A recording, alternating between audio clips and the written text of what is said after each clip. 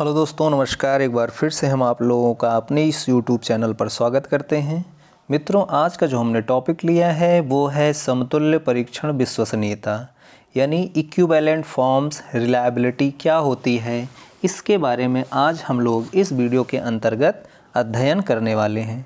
जैसे कि आपको मैं बता दूं कि बहुत दिनों के बाद मैं वीडियो ला रहा हूं, क्योंकि कुछ पीएचडी के हमारे काम थे, इस वजह से मैं उसमें व्यस्त था। इस वजह से आपको मैं वीडियो प्रोवाइड नहीं कर पा रहा था, लेकिन अब हाँ, कोशिश करेंगे कि फिर से हम आपको टाइम टू टाइम जो है वीडियोस प्रोवाइड करते रहें, जिससे आपको नेट जेआरएफ या उससे रिलेटेड पीएचडी के एंट्रेंस के एग्ज़ाम के पॉइंट ऑफ व्यू से बहुत ही हेल्पफुल वीडियोस आपको मिलते रहें। तो चलिए ये स्टार्ट करते हैं हम लोग। समतुल्य परीक्षण विश्वसनीयता क्या होता है, यानी इक्विवेलेंट फॉर्म्स रिलायबिलिटी क्या होती है, इसके लिए हम लोग बात करना शुरू करते हैं।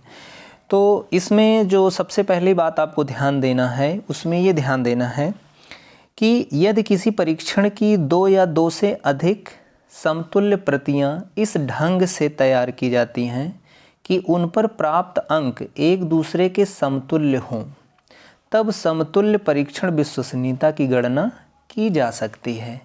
कहने का तात्पर्य यह है मित्रों कि सबसे पहले हम जब समतुल्य परीक्षण विश्वसनीयता इस्तेमाल करते हैं या निकालने का प्रयास करते हैं। अच्छा, हम इसको आपको पहले बता दें कि अगर जिसने रिलायबिलिटी का वीडियो नहीं देखा है, वो अनुसंधान के प्लेलिस्ट में लगी हुई है, जाकर के वहाँ पे विश्वसनीयता की वीडियोस देख ले, जिससे रिलायबिलिटी उसका क्लियर हो जाए कि रिलायबिलिटी क्या होता है। और ये टाइप्स ऑफ रिलायबिलिटी के अंतर्गत हम यहाँ पे इस वीडियो को फॉर्म कर रहे हैं या बना रहे हैं। ठीक है, हमने इसके पहले आपको टेस्ट रीटेस्ट रिलायबिलिटी पे हमने वीडियो प्रोवाइड कर दिया है, वहाँ से उसे भी आप देख सकते हैं।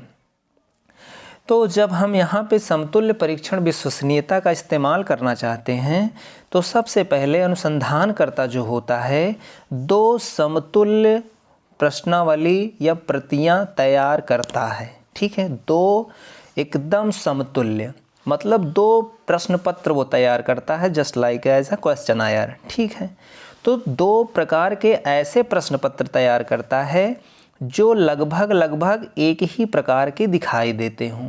ठीक है, यानी अगर नंबर ऑफ क्वेश्चंस अगर पहले प्रति में 10 है, तो दूसरे वाले में भी नंबर ऑफ क्वेश्चन 10 होंगे। ठीक है, और जिस स्तर के प्रश्न आपको पहले वाले प्रति में लिखे गए होंगे, उसी स्तर के सेकंड वाले प्रश्न पत्र में भी उसी तरीके के प्रश्न रखे होंगे। यानी लगभग शब्दों को चेंज करना मात्र होगा, बाकी लगभग जितने क्वेश्चन पहले प्रति में होंगे, वही उसी तरीके के दूसरे प्रति में भी क्वेश्चंस आपको दिखाई देने वाले होंगे। ठीक है, लगभग पैटर्न या कठिनाई स्तर या सरल का स्तर दोनों का सेम होगा, इक्वल होगा। उसे ही हम लोग समतुल्य प्रतियां या समतुल्य प्रति बोल रहे हैं। ठीक है, उसी के बिहाफ पे हम लोग समतुल्य परीक्षण विश्वसनीयता की गणना करते हैं। ठीक है, तो सबसे पहले अनुसंधानकर्ता क्या करता है, दो समतुल्य प्रतियां तैयार कर लेता है, तब हम लोग समतुल्य परीक्षण विश्वसनीयता की ओर आगे बढ़ते हैं। ठीक है, तो आगे इसमें है कि समतुल्य विश्वसनीयता ज्ञात करने के लिए प्रत्येक छात्र को प्रशिक्षण की दो समतुल्य प्रतियां एक के बाद एक दी जाती हैं। जी, वहीं आपको कहा गया है कि जब हम दो प्रश्न पत्र तैयार कर लेते हैं, दो समतुल्य प्रश्न पत्रों का जब हम फॉर्म कर लेते हैं, बना लेते हैं, तो हम पहले प्रति को या पहले प्रश्न पत्र को बच्चों को प्रोवाइड कर देते हैं।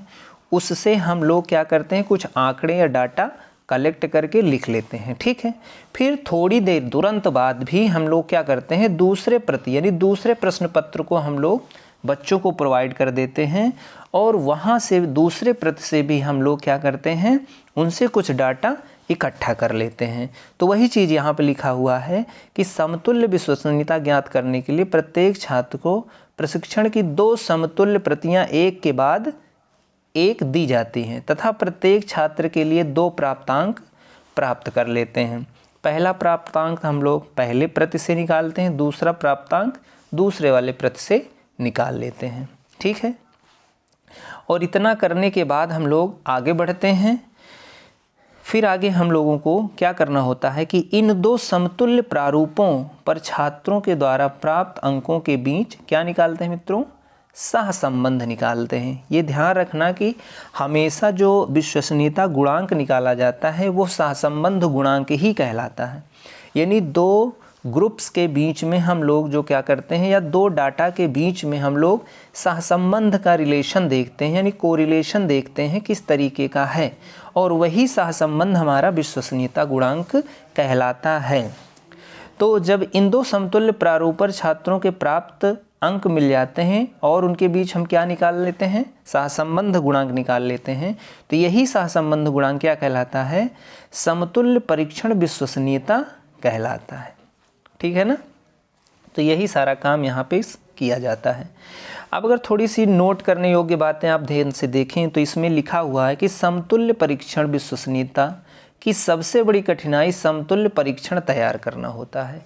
क्योंकि अब एक ही वैरायटी के आपको दोनों प्रश्न पत्र या दोनों प्रति तैयार करने होते हैं, तो उसमें सहजता होनी चाहिए बच्चों को आंसर प्रोवाइड करने के लिए। ऐसा ना हो कि यहाँ पे पहले वाले प्रति में आपकी कठिनाई स्तर जो है अधिक है, दूसरे वाले में कम कठिनाई स्तर है, या पहले वाले प्रश्न प्रति में सरल क्वेश्चंस रखे गए हैं और दूसरे वाले में कठिन क्वेश्चन रख दिए गए हैं। तो इस तरीके का नहीं होना चाहिए, बिल्कुल हूबहू लगभग मिलने वाले प्रश्न पत्र होने चाहिए। क्वेश्चन का लेवल, क्वेश्चन का स्तर और जितने नंबर ऑफ क्वेश्चन फर्स्ट प्रति में है उतने ही दूसरे वाले में होने चाहिए। बिल्कुल समतुल्य लगना चाहिए, कोई ऐसा उसमें डिस्टिंक्शन या डिफरेंसेस आपको देखने को ना मिले जिससे कि लगे कि दोनों प्रश्न पत्र एक सरल है एक कठिन है। बिल्कुल सेम टू सेम लगभग होने चाहिए। ठीक, तो इस बात को ध्यान रखना चाहिए और ध्यान रखने योग्य बातें भी हैं।